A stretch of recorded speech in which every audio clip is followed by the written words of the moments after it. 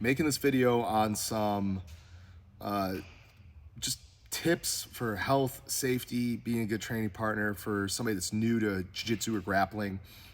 Some things that you might not know that for somebody that's been doing this for a little while might seem common sense, but for somebody new, you'd be surprised at how many people don't know these things.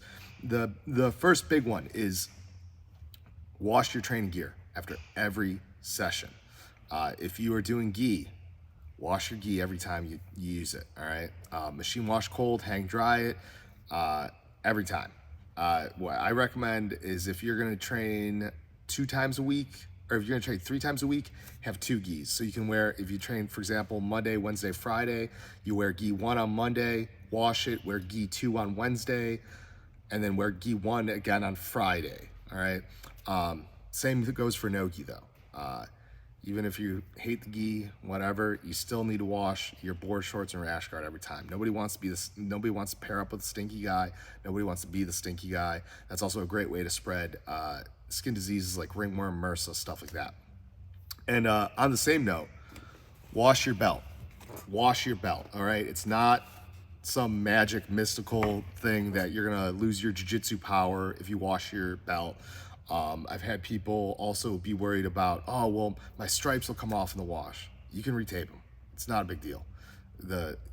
Your instructor, unless they're like a complete egomaniac, they're not going to care that you retape stripes that they already awarded you or you've already earned because they fell off in the wash. All right. We have some stripe tape up here all the time, and all the time it's stout. We have stripe tape that is right here. If somebody comes in, they're like, oh no, my stripes came off the wash. All right, here you go. Roll tape, retape it, no big deal. So that's really important. Additionally, trim your fingernails. Trim your fingernails, trim your toenails, keep them trimmed, because even, and more so, maybe more so than some other activities, because you have that tactile gripping activity that's going on in grappling. You will cut people up if you have long fingernails and toenails. It's also even yourself. You can cut yourself if your fingernails are too long on your own hands, grabbing like Kimura grips, things like that. So keep your toenails, fingernails trimmed.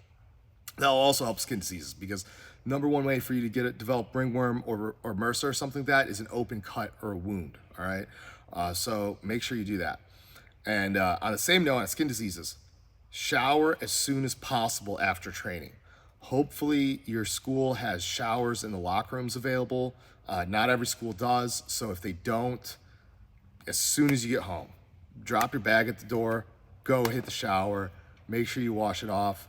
Don't let life stuff get in the way of showering after training. That will keep you on the mats, keep you safe from skin diseases. So make sure you do that. On the same note, wear flip-flops or sandals off the mats if you're going to the bathroom. All right, don't walk into the bathroom barefoot and then walk back on the mats. Don't wear shoes on the mats, obviously. But I think that's very common sense. You don't want to wear stuff that came from outside on the ground, bring it onto the mats where people are sweating. Your face might get pressed into the mat. You don't want to eat whatever. You don't want to have whatever was on the ground outside on your face. So that as well. The last one is more of a training tip, and that is be aware of what's going on around you. All right, especially if you are at a school, if you're training in a big class with a lot of people on the mats. Be aware of the groups around you, both for your safety and their safety.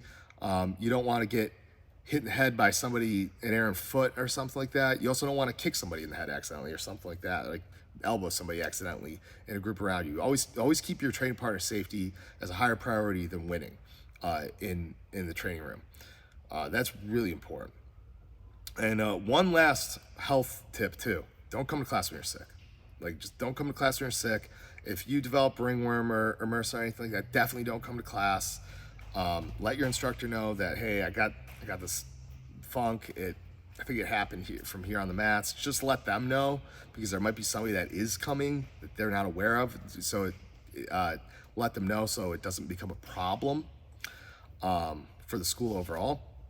And then same thing, don't come when you're sick. I know everybody wants to train, nobody wants to get fall behind or anything like that, but it's really rude to like come to training when you got the flu or cold or whatever.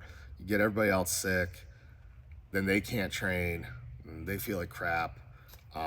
Yeah, but yeah. So wash your stuff, wash yourself, trim your nails, wear sandals in the locker room, don't wear shoes on the mat, don't come to class when you're sick. Those 5 things, and be aware of everyone around you so you're not colliding in other groups and stuff like that. If you can keep those things in mind, you will have, you won't get sick, you won't get skin diseases, you won't be the stinky guy in class, you'll have a lot more fun training, your teammates will have a lot more fun training with you, and everybody will have a good time.